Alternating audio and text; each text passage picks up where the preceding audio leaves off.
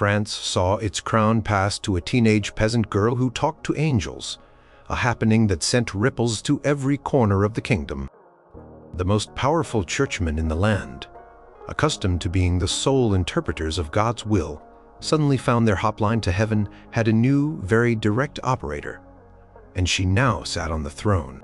Knights and nobles, men who believed they were born to rule and decide the fate of nations, found themselves taking orders from someone who, just months before, was an unknown girl from a small village, claiming divine guidance for her every action. The very fabric of society began to unravel and reweave itself in ways no one could have predicted. Number 5. The Church found itself answering to a saint on the throne. Before Joan, the Church in France was a colossal institution. It owned vast lands, collected tithes from everyone, and its bishops and abbots were powerful figures, often behaving more like princes than simple priests. Pope in Rome was the ultimate authority, and even kings trod carefully around the Church's power. Doctrine was rigid, defined by centuries of councils and scholarly debate. For an ordinary person, God felt distant, reachable only through the complex rituals and intercession of ordained priests.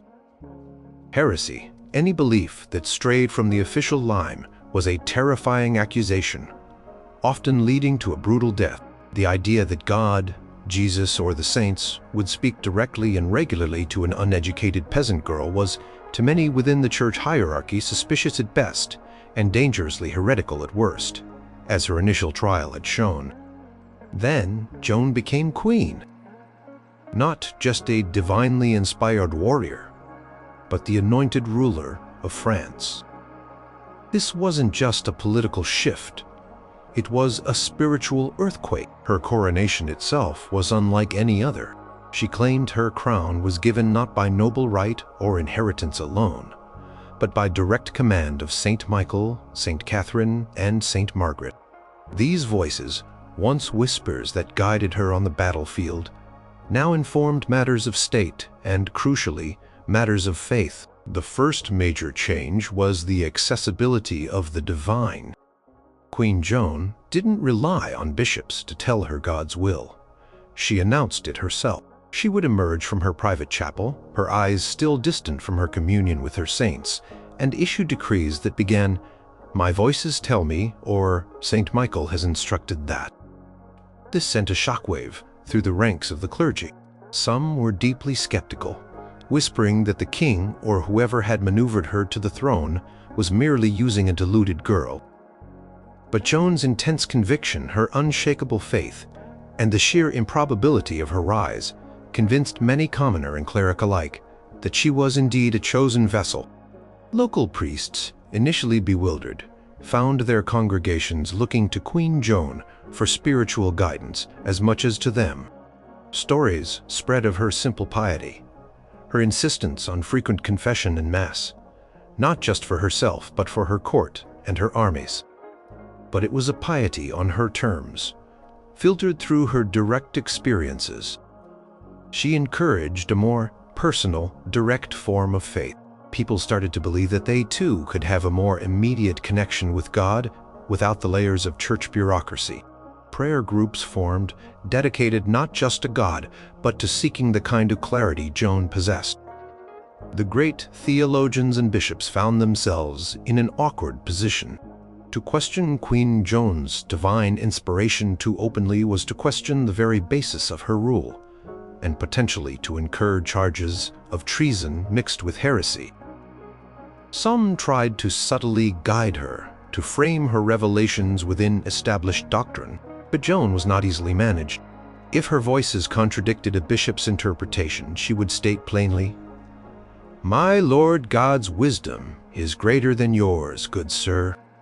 This led to a gradual but significant shift in theological discourse.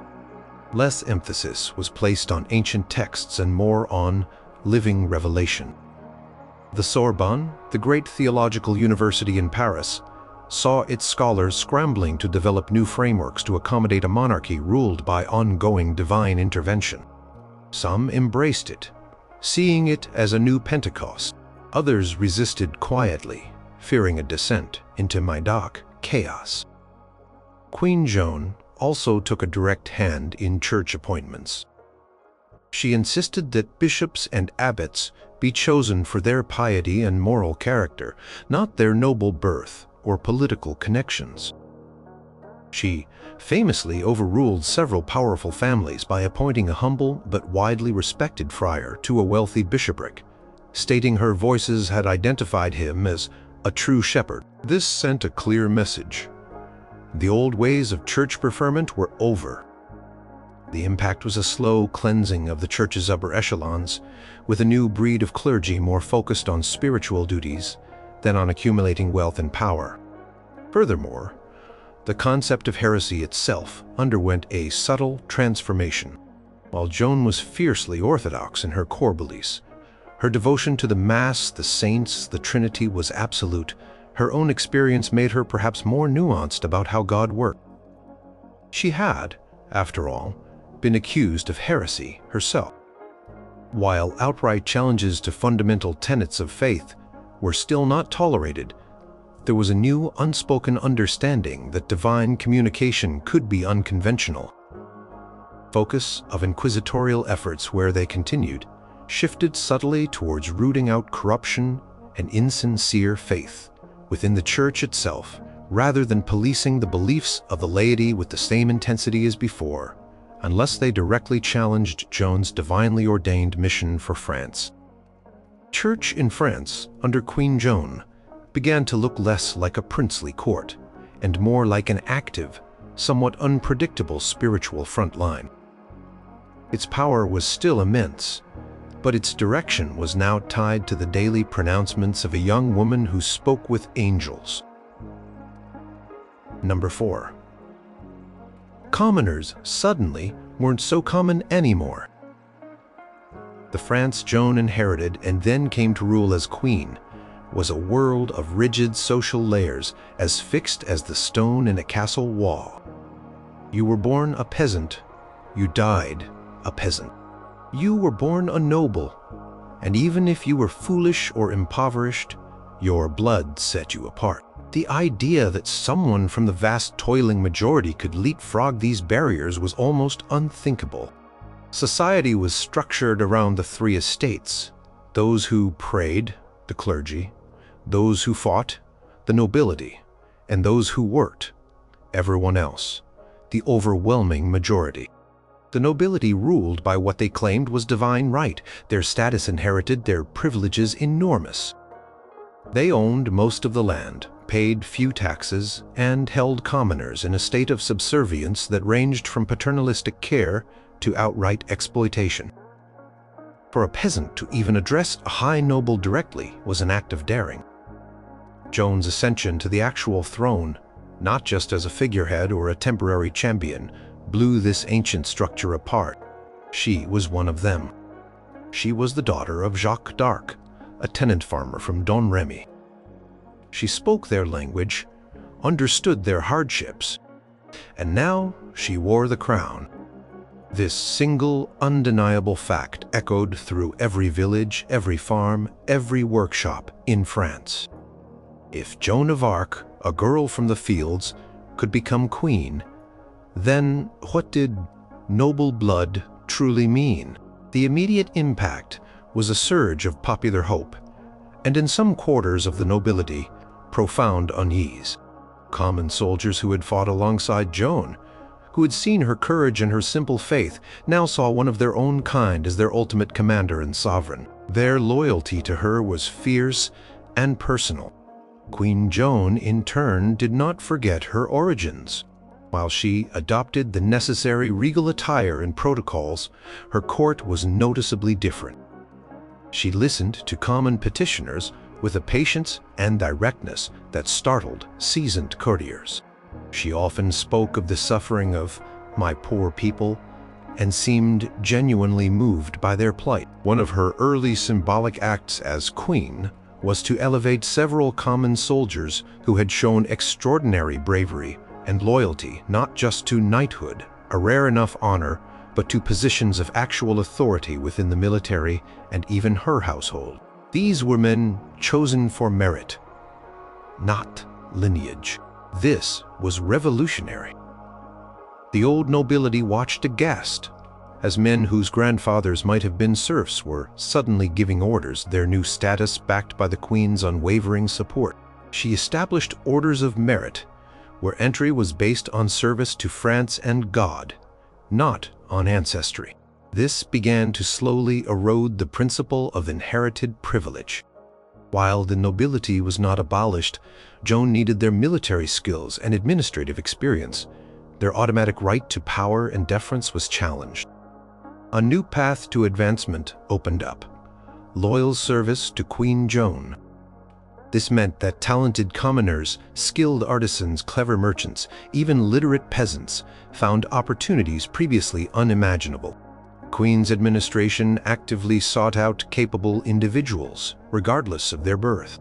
Scribes from common backgrounds filled the expanding royal bureaucracy, their loyalty unquestioned. Land ownership, the bedrock of noble power, also began to see changes. Queen Joan, guided by her voices, which often spoke of justice for the poor, initiated reviews of land tenure. Lands held by nobles proven disloyal or excessively cruel to their tenants were, in some notable cases, confiscated and redistributed, sometimes to peasant communities or to veterans of her wars. This was not a widespread peasant takeover, but the very fact that it happened at all sent a powerful message. Land was held in stewardship, and that stewardship could be revoked by a queen who answered to God. The psychological impact on the common people was immense. They saw Joan not just as a ruler, but as their champion, their proof that God did not favor the rich and powerful exclusively. Ballads and poems celebrated Joan, the shepherdess queen. This newfound sense of worth and possibility didn't necessarily translate into immediate widespread social revolt. Joan herself was a figure of order, not anarchy, but it did foster a growing sense of collective identity and entitlement among the common folk. They began to see themselves not just as subjects, but as the people of Joan, with a direct line to their divinely appointed queen. The social hierarchy of France was still there, but it had been irrevocably shaken, with new cracks appearing through which the light of common aspiration could shine. The idea that one was common no longer meant one was insignificant. Number 3. Women traded their spinning wheels for swords. Well, almost. In 15th century France, a woman's world was largely confined. From peasant hut to noble chateau, life was dictated by fathers, husbands, and brothers.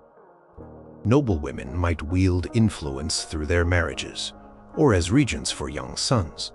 But their power was indirect, exercised within accepted feminine spheres. For most women, life was about managing the household, bearing children, and endless domestic labor. Spinning, weaving, cooking. Education for girls was rare and usually focused on piety and domestic skills.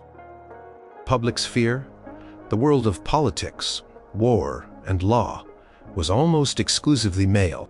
A woman speaking out in public, let alone leading men or expressing strong political opinions, was an oddity often viewed with suspicion or ridicule. Joan of Arc had already smashed these conventions as a military leader. She wore men's clothes, armor, carried a banner into battle, and gave commands to seasoned generals.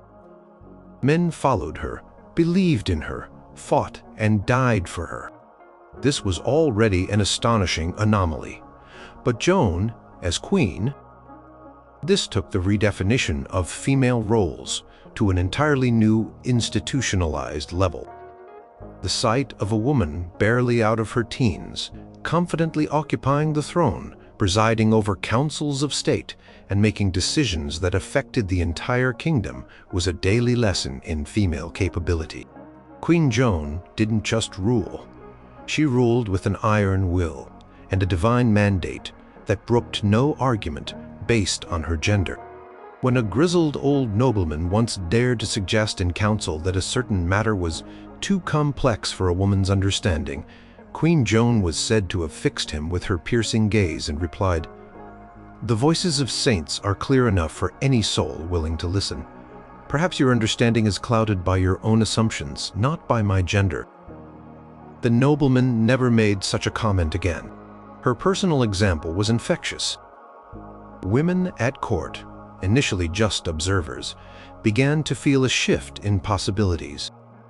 Queen Joan did not surround herself solely with male advisors. While men still dominated government, she brought intelligent and pious women into her inner circle, using them as confidants, as administrators for her household, and even as emissaries on delicate, though usually not military. She valued their counsel, stating that her saints often spoke through the humble and the overlooked. This royal sanctioning of female intelligence and agency began to trickle down. If the queen valued women's contributions, then perhaps others should too. Noble families, seeing the queen's example, started to take the education of their daughters a little more seriously. It became less about just making them marriageable and more about cultivating their minds. After all, a well-educated daughter might one day find favor or a role in Queen Joan's evolving court. The most radical, though perhaps not widespread change, was the challenging of physical limitations. Joan was a warrior. While she didn't suddenly decree that all women must learn to fight, her example inspired a fascination with martial prowess among some. A few noble women, already skilled in horsemanship from the hunt, began to practice archery or even swordplay, perhaps more as a fashionable tribute to their queen than a serious preparation for war. But the image of the woman warrior, personified by Joan, entered the popular imagination in a powerful new way. Minstrels sang of women defending their homes with newfound courage inspired by their queen. Legal changes followed, albeit slowly. Queen Joan, with her strong sense of justice, showed particular concern for the plight of widows and orphaned girls. New edicts provided greater protection for their property and rights, ensuring they were less vulnerable to exploitation. While she didn't overturn the entire patriarchal legal system overnight, her interventions created precedents that future generations of women could point to. There were even discussions initiated by Joan's inquiries about the fairness of certain inheritance laws that heavily favored sons, about allowing daughters a more equitable share. Of course, there was resistance. Many traditionalists, both men and some women, were horrified by these changes. They saw it as an unnatural disruption of God-given roles. Sermons were preached, quietly and not where the Queen's agents might hear too clearly, about the dangers of women abandoning their proper sphere. Queen Joan's unshakable conviction, her divine authority, and her immense popularity with the common people made open opposition difficult and dangerous. She was not just a queen, she was in the eyes of many a living saint. And if a saint decreed that women had a larger role to play, who were mere mortals to argue? The spinning wheel didn't disappear from French homes, but alongside it, a new image began to take shape. The image of a woman capable of much more, an image indelibly imprinted by Queen Joan herself. Number 2. France's borders were redrawn by prophecy, not just politics. The France Joan stepped into was a fractured, bleeding nation. The 100 Years' War against England had dragged on for generations, carving up the kingdom. Large swaths of territory, including the capital Paris for a time, were under English control or allied with them, like the powerful Duchy of Burgundy. French loyalties were divided. The Dauphin Charles, whom Joan championed, had a tenuous claim to a throne that the English king also asserted. Borders were fluid, contested, and defended not by a unified national will, but by a patchwork of feudal allegiances and desperate military campaigns. Diplomacy was a complex game of shifting alliances, truces made and broken, and dynastic maneuvering. Joan's initial mission, as she declared it, was divinely ordained: drive the English out of France and see the Dauphin crowned at Rheims. She achieved the latter and made significant inroads into the former. But as Queen Joan, her divine mandate didn't simply end with Charles VII's now superseded coronation. Her voices, her saints, continued to speak to her, not just about piety or justice, but about the destiny of France itself. And that destiny, as she saw it, was to be a unified, sanctified kingdom under God's direct protection, with its rightful territories restored and its enemies vanquished. Foreign policy under Queen Joan became less about traditional diplomacy and more about fulfilling prophecy. Negotiations with England, for example, took on a starkly different tone. Where previous French rulers might have sought advantageous truces or negotiated territorial compromises, Queen Joan presented ultimatums rooted in divine decree. "My Lord God has willed that the English shall have no part of this kingdom of France," she would declare to ambassadors. "Depart from our lands, or face the wrath of heaven's armies." This left little room for negotiation. English diplomats, accustomed to the give and take of courtly intrigue, found themselves facing a monarch who believed she was merely executing God's clear instructions. Military campaigns were planned not just on strategic advantage, but also on Joan's visions. She would describe battle plans revealed to her by Saint Michael, sometimes baffling her generals with unconventional tactics that, more often than not, proved successful. This gave French armies an almost terrifying aura of divine favor. Enemy soldiers, already unnerved by Joan's earlier reputation, now faced a kingdom led by a queen who conversed with saints before breakfast. Morale among French troops soared. They were fighting not just for a monarch, but for God's anointed. The concept of France's natural or rightful borders became a matter of divine revelation. If Joan's voices told her that a certain duchy or region, perhaps one that had been independent or under foreign influence for generations, was an integral part of France, then it became a target for reclamation regardless of existing treaties or historical complexities. This led to a series of aggressive campaigns aimed at consolidating and expanding French territory. The Duchy of Burgundy, a long-time rival and English ally, found itself under immense pressure, both military and spiritual. Joan sent emissaries not just with terms of surrender, but with prophetic warnings of divine retribution if they did not return to the French fold. Other European powers watched with a mixture of awe, fear, and skepticism. Some rulers dismissed Joan as a fanatic or a cleverly manipulated puppet. Others, seeing her astonishing successes, wondered if God truly was intervening so directly in the affairs of nations. There were even attempts in other kingdoms to find their own Joans, their own divinely inspired champions, though none achieved the same level of credibility or impact. The Pope himself had to tread carefully, acknowledging Joan's piety and success, while trying to maintain the Church's traditional role as the ultimate arbiter in Christendom.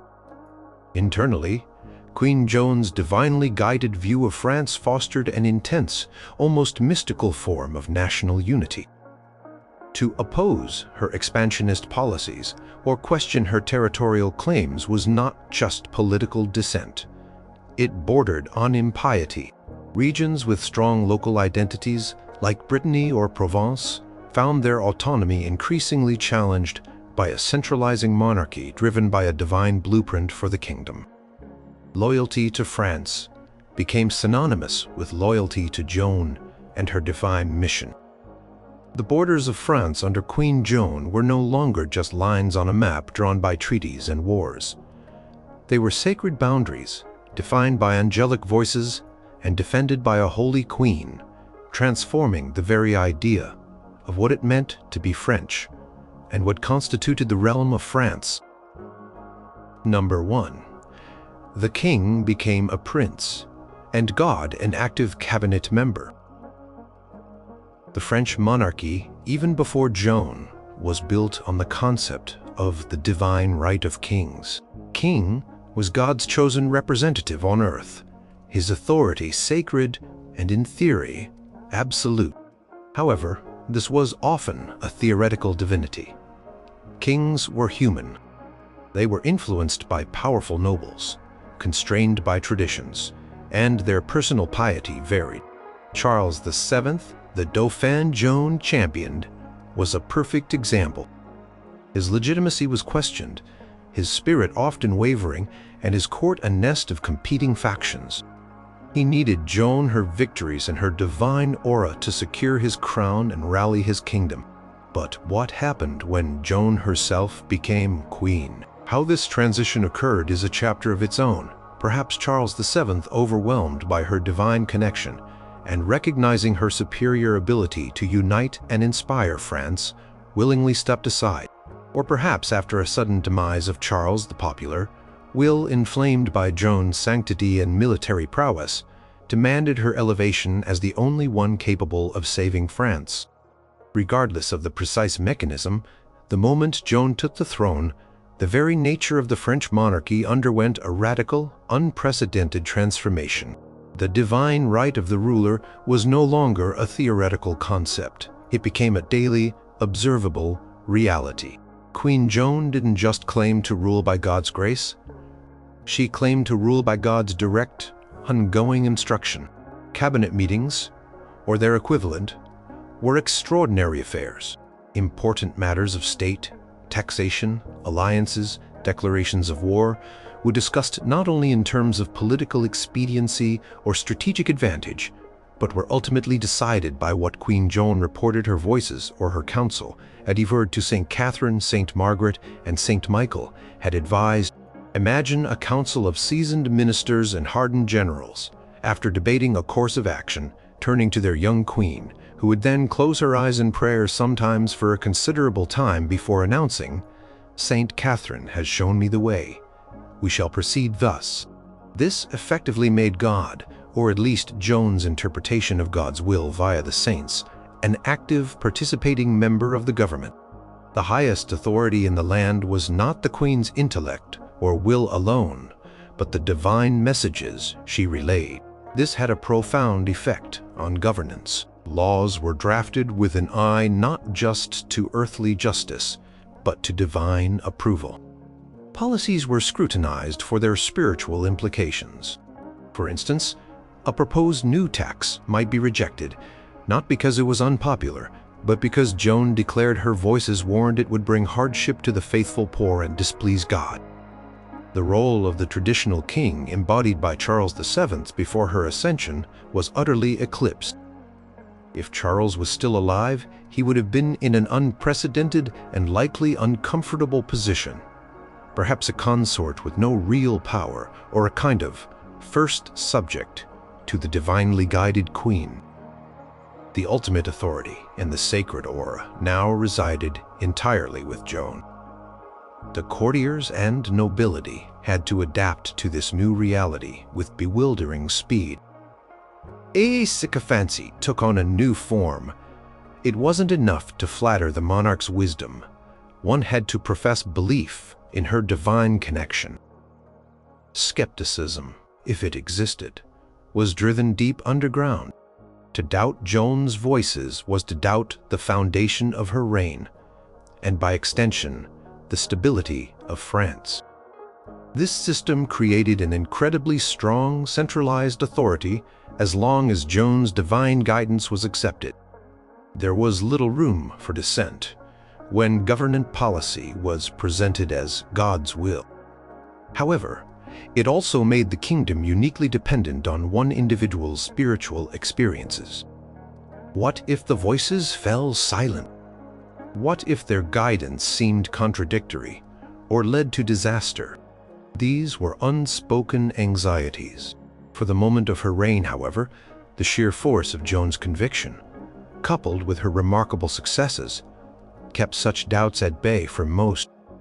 The long-term implications for the monarchy were immense. Succession became a particularly thorny issue. Could such a divinely personal mandate be inherited? If Joan had children, would they automatically possess the same connection to the saints? Or would France, upon Joan's death, need to seek out another visionary, another divinely chosen leader? The very principle of hereditary monarchy was subtly undermined by a system where the primary qualification for rule was not bloodline but an open channel to the divine.